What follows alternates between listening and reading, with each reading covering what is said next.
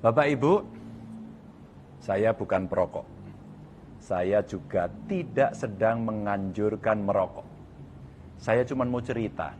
Ternyata di balik satu batang rokok ini ada jutaan orang yang menggantungkan nasib hidupnya.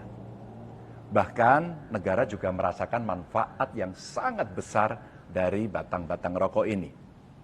Lowong cukai rokok saja nyampe ya kurang lebih 170-an triliun. Kayaknya sih lebih. Dan ya meski tidak merokok, tapi saya tetap minum kopi. Ya toreh engenom kopi nah. Begitu kata kawan-kawan dari Madura.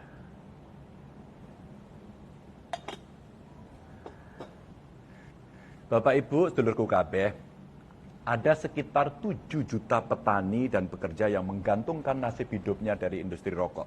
Secara pendapatan untuk pekerja di pabrik, nasibnya alhamdulillah sudah terjamin, sudah aman karena jadi tanggung jawab perusahaan. Tapi petani yang memegang kendali hulu industri ini malah belum sejahtera. Beberapa menyatakan menderita Pak itu. Sebagian besar dari mereka hidup segan, mati, tak mau. Mungkin Anda berpikir, kenapa petani tembakau itu tidak beralih ke komoditas lain? Kopi umpama, jagung, kedelai, atau apapun itulah. Pemikiran seperti itu ada benarnya.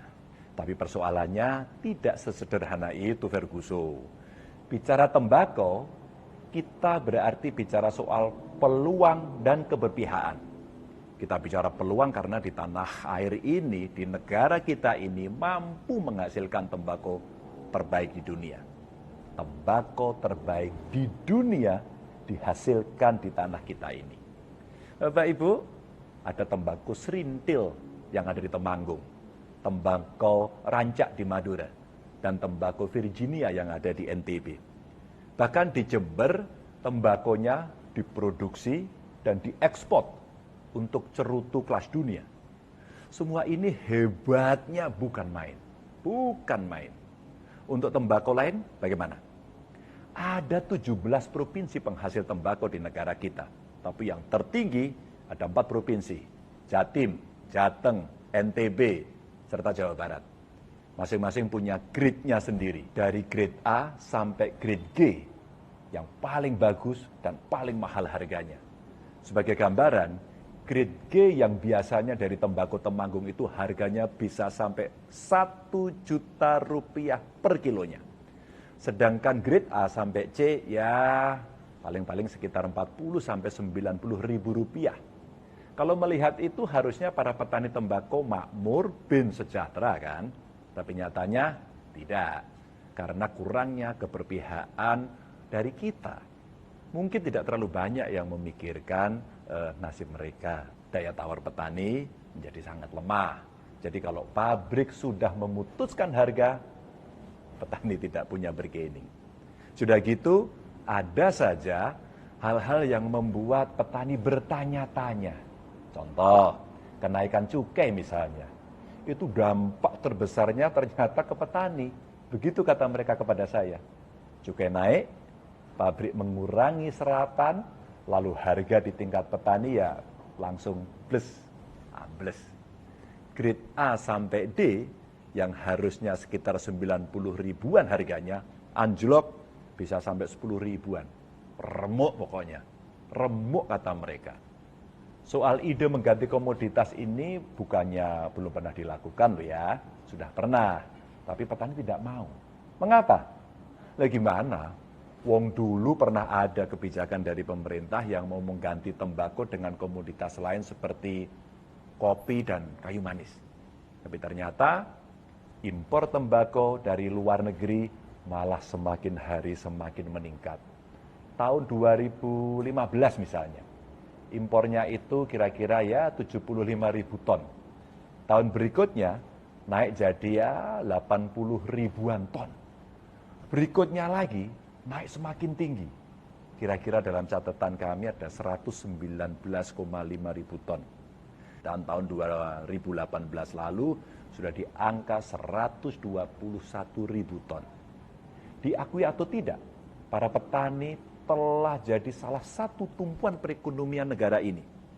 Jangan sampai mereka merasa ya sedih, mereka merasa tidak diperhatikan, dan terus-terusan mereka merasa kok nasibku begini ya. Sebagai perbandingan saja Bapak Ibu, ketika di tahun 2020 lalu migas berkontribusi ya kira-kira 96 triliunan pada penerimaan negara, tembakau berkontribusi sekitar 170-an triliun lebih. Pada bulan Agustus kemarin pemerintah pusat menargetkan kenaikan cukai pada tahun 2022 jadi sekitar 203 triliun. Dan itu jadi target yang luar biasa.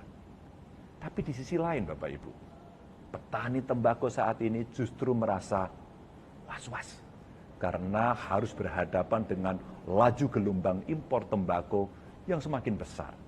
Jika memang pendapatan negara yang luar biasa besar dari pabrik rokok dan cukai rokok dianggap sudah tidak penting, ya jangan-jangan kita perlu menghapus saja ya tanaman atau komoditas tembakau itu dari tanah air.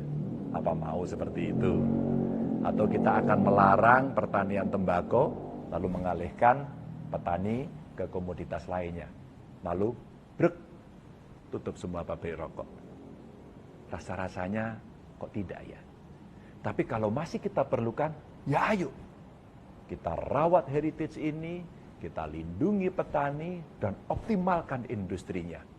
Karena bicara tembakau sebenarnya tidak cuma menyangkut rokok. Kita bisa kok mengeksplorasi lebih jauh lagi soal tembakau ini.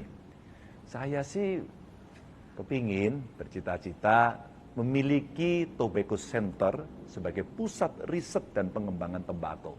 Ya siapa tahu BRIN bisa membantu agar petani tembakau lebih bergairah.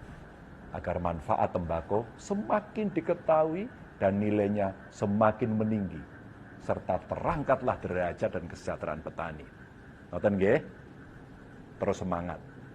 Mugia salawasna sehat, panjang umur, gampang dina, segala urusanana, dan tetap jaga kewarasan. Terima kasih.